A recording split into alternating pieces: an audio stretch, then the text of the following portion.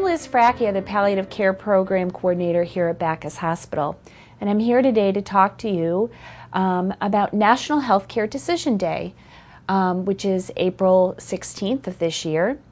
National Healthcare Decision Day and the importance of making an advance directive and appointing a healthcare agent who could make decisions for you in the event that you're not able to make them for yourself. In my work here at Backus, one part of my job is working with families who are faced with making end-of-life decisions.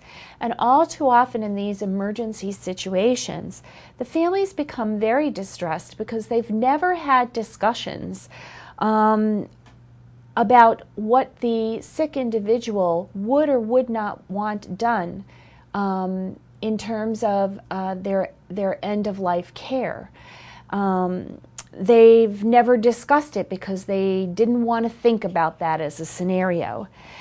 And what I've found is that those families who have documented their advance directives, and although it's a very hard decision to make, the burden is significantly less for them than for those families who've never had those discussions before an emergency happens. What I've found in my job is not unusual throughout the country. And for the third year now, across the nation, there is an initiative, National Healthcare Decision Day,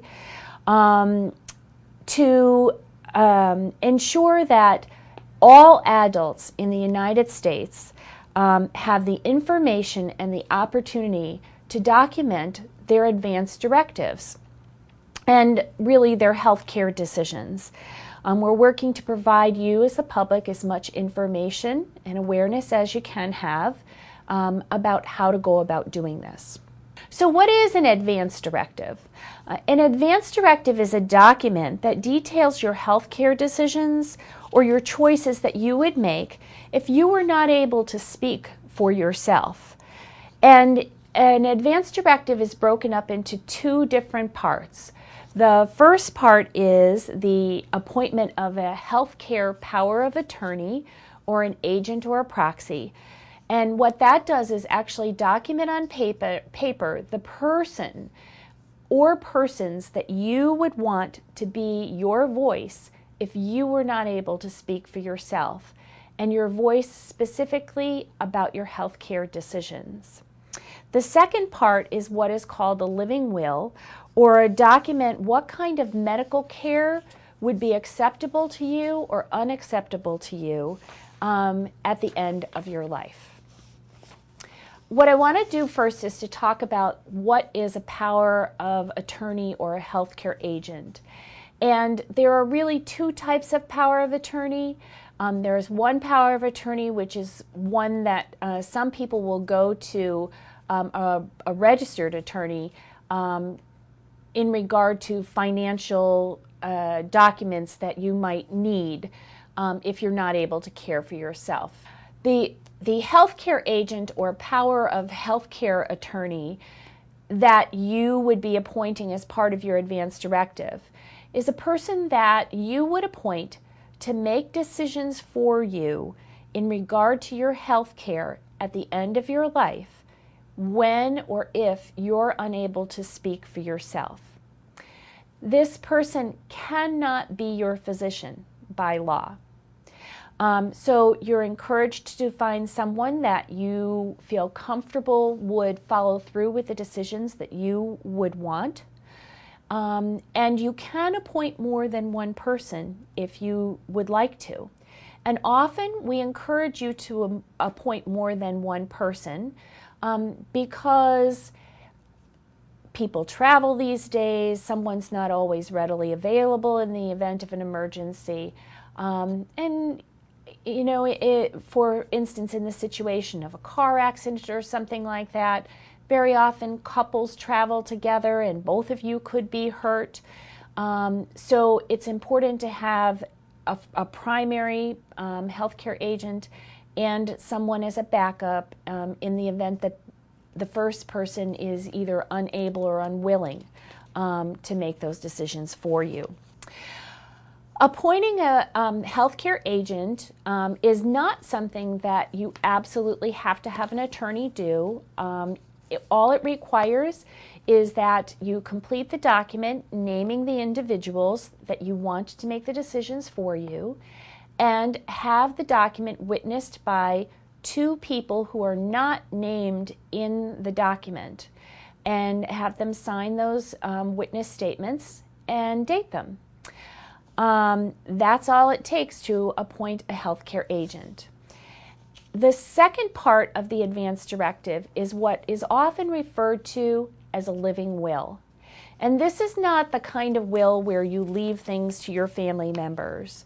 This is the kind of will where you say that in the situation where I am so ill that there is no hope for me for any meaningful recovery, that I would or would not want the following medical procedures performed to me.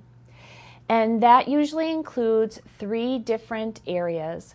One would be CPR, or cardiopulmonary resuscitation. The second thing would be artificial respiration, or a ventilator or a respirator. And the third thing would be artificial means of nutrition, a feeding tube, IVs, fluids through your veins. And what you do in this document is you check off, provide or withhold those things if there's no meaningful hope for recovery for me. And then you would sign that document. Now, when should you do this? Well, a lot of people think that, well, I'm healthy now, I don't really have any reason to do this, I have no medical problems.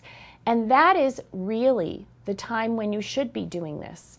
You should be filling out your advance directive when you're healthy and making decisions in a sound way. And then make sure that if you do become sick, that your family members know where your documents are and what is in those documents. You should have a discussion with them before any emergency event or illness occurs. Another time that could motivate you to making sure that you get your advance directive done would be if you were facing any surgical procedure or any other kind of medical treatment that could be ongoing. It's usually best for you to prepare ahead for an emergency. And then that way, your family has some guidance and direction. Why should you do this? The most important reason why you should fill out an advance directive is for you to maintain as much control over your health care and your health care decisions, especially if you're too ill to speak for yourself. And the second reason, and for many people maybe even more important than that, is to reduce the burden of decision making from your family or loved ones in the midst of a very difficult time. Now, once you've filled out an advance directive, it's very important that you understand that this is a legal document and it is dated and signed, and you should make sure that you have the original copy in a safe place that's easily accessed, not a safe deposit box in the bank, because emergencies don't happen during banking hours. It's also advisable that you should give a copy of your advance directive to your physician to keep in your medical records so that in an emergency they can access them. Those people that are appointed as your healthcare agents or your power of attorney for healthcare decisions, it's wise for them to have just a regular copy of it as well. If you have changed your mind about the information that's in your advance directive at any time going forward in your health care in the state of Connecticut, If you want to change your advance directive, you cannot make amendments to your existing document. You do need to complete a whole new document. Here at Backus, we have taken the requirements that the state of Connecticut has for a valid advance directive and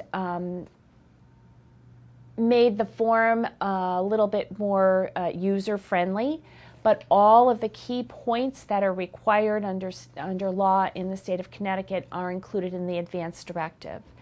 Likewise, if you don't want to come to Backus and pick up a copy of the advance directive, you can find it on the stateofconnecticut.gov website and look up advance directives, and it will bring you to a blank document that you can print out and discuss with your family or loved ones and sign in completion.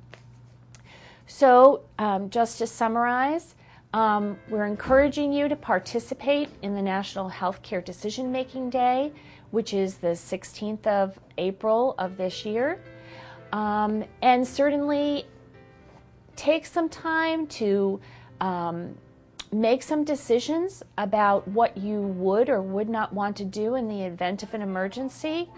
Discuss this with your family, and most importantly, document those wishes that you have and make sure that those documents are shared with your healthcare provider and those people who could represent you in the event of an emergency. Thank you for your time.